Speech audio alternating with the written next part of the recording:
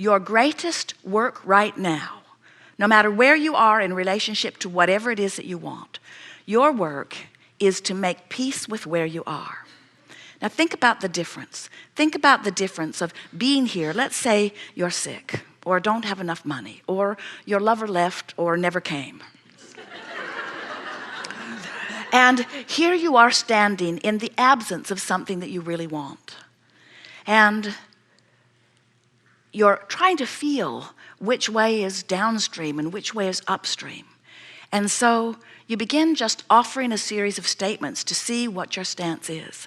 And right away you say something like, oh, I should be doing better than I am doing. Is that upstream or downstream? And is it making peace with where you are, or is it struggling against where you are? So what we're wanting you to feel when you say, oh, I really want more money, but I don't have enough, and I've never had enough. I hardly know anybody who has enough. My parents don't have enough. Is that upstream or downstream? And is it making peace with where you are, or is it struggling against where you are? So, well, you've already figured it out. Let's go to the beach.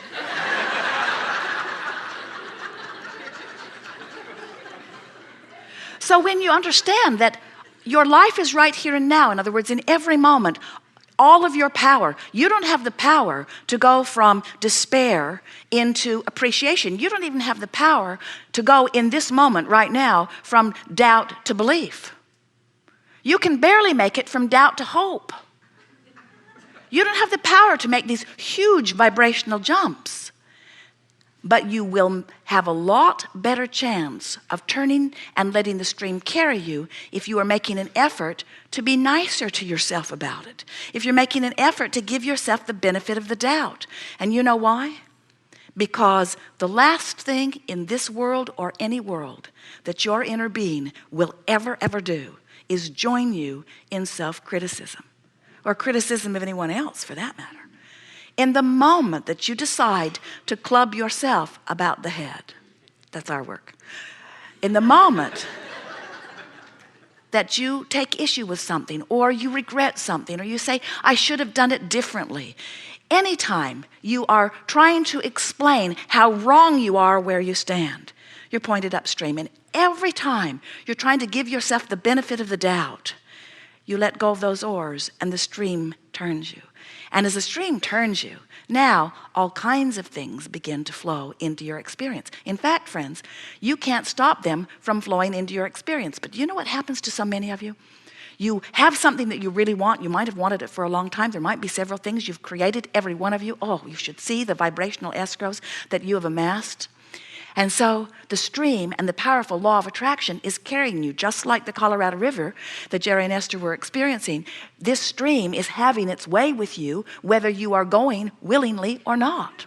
But many of you are paddling so hard upstream that even though the stream is carrying you, you're missing it all.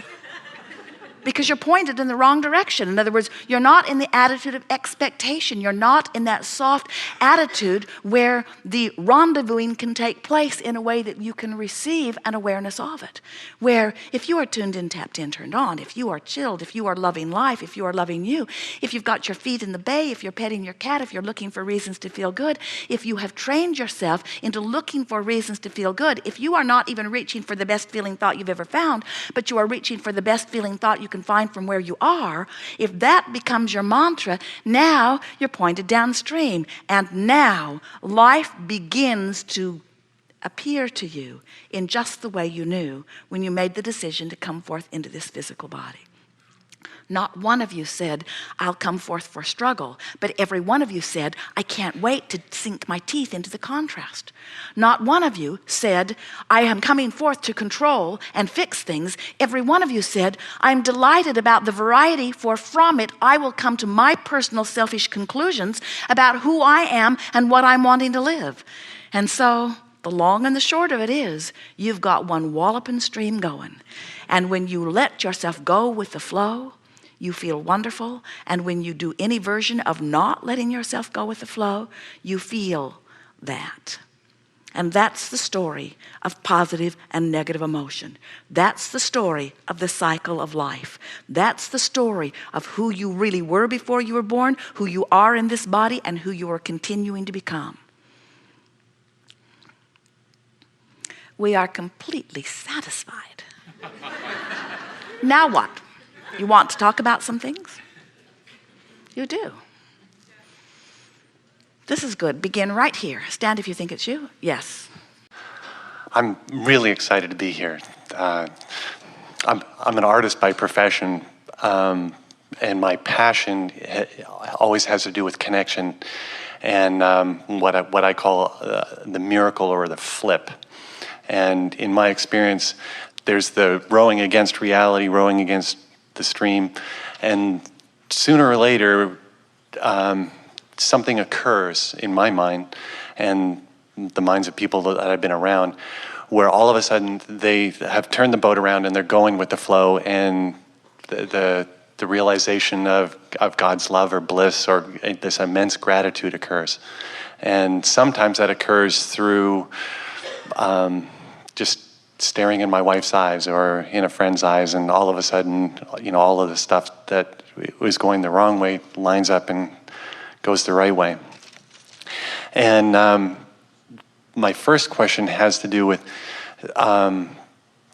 it seems to be different for me. The last few steps before that flip occurs seem to be rage at God,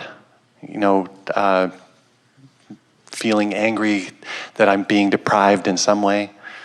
Or and then after, if I'm willing to feel that, the next thing that seems to arise is usually some kind of a heartbreak, and then all of a sudden I can feel God's love. Now that's different than the process that you describe consistently, where it goes from anger to frustration to I guess I forgot depression, and eventually it gets to allowing. And I just wanted you to address the difference in those two, and why is my experience so different than the one that you described? Because you like drama. Okay. But let us explain it to you from the laws as we understand them to be. Yeah. So, as you stand wherever you are, and you know that you don't want that, which means you do want that, and almost as soon as you identify that you don't want that and that you do want that, you turn your undivided attention to what you do want. So you just begin flowing in the direction of it. So it's sort of like you ask and it's given, you ask and it's given, you ask and it's given, you ask and it's given.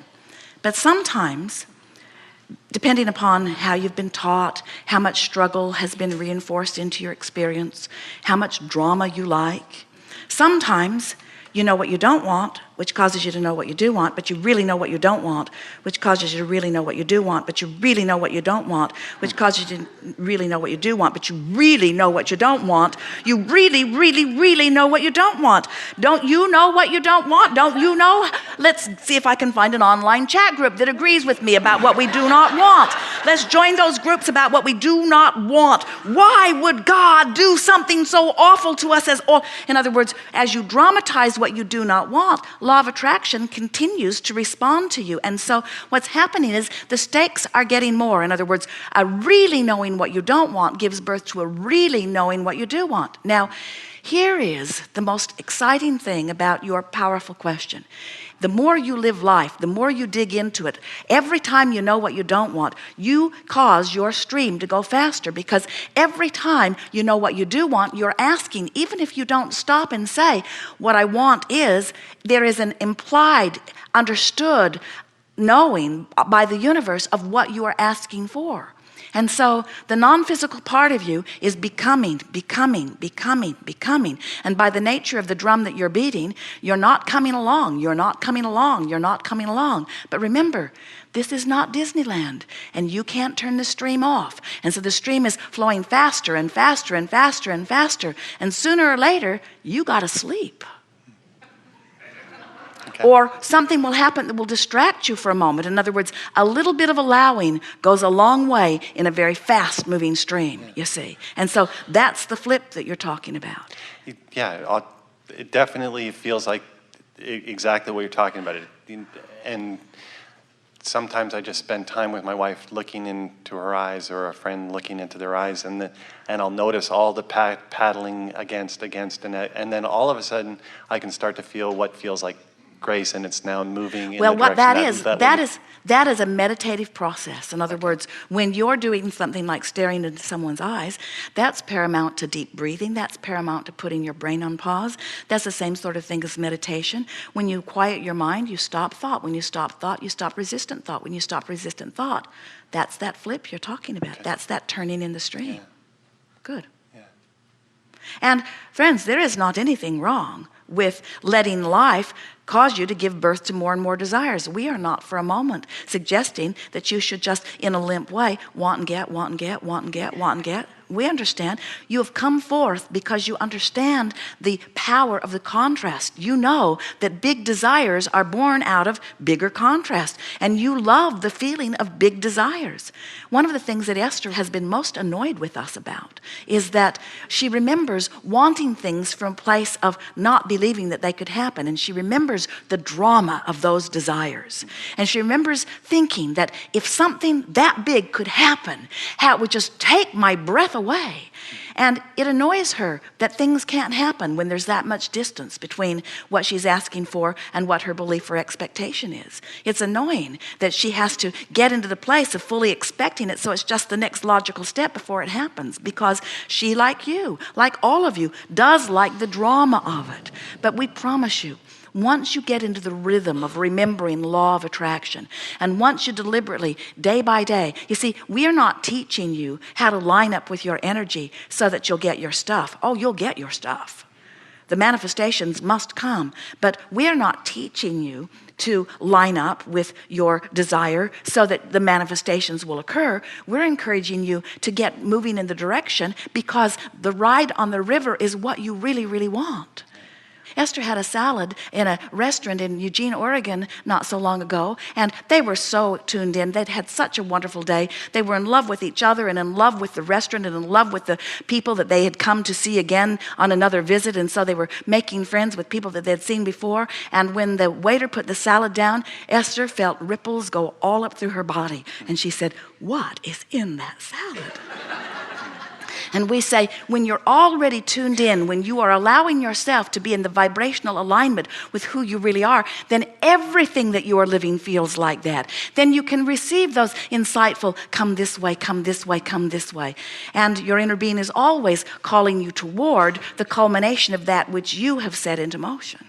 But we don't want you, and sometimes it happens. You hear stories like that, or you have experiences like that, and then you're bummed out when you're over here beating a negative drum and not feeling like that. And we want you to feel all right no matter where you are. We want you to give yourself the benefit of the doubt and make peace with where you are, wherever it is. And in that attitude, you'll just keep turning, and you'll just keep turning until you'll begin to live a predominant amount of life right there, close to that vibrational becoming, hearing the call of source guiding you minutely, infinitesimally, step by step toward all of the things that you're wanting.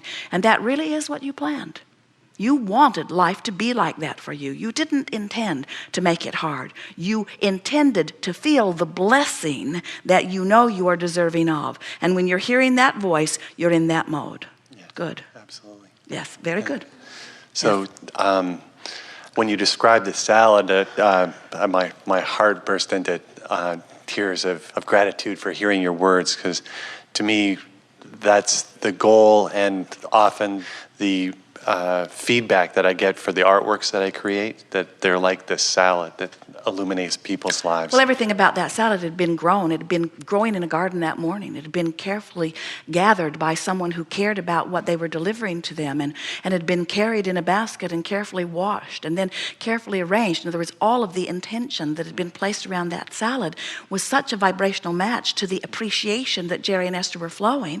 And so it was that exchange, and that's the way you are intending to live life. But our message to you is, if you're not feeling that way, it's okay too.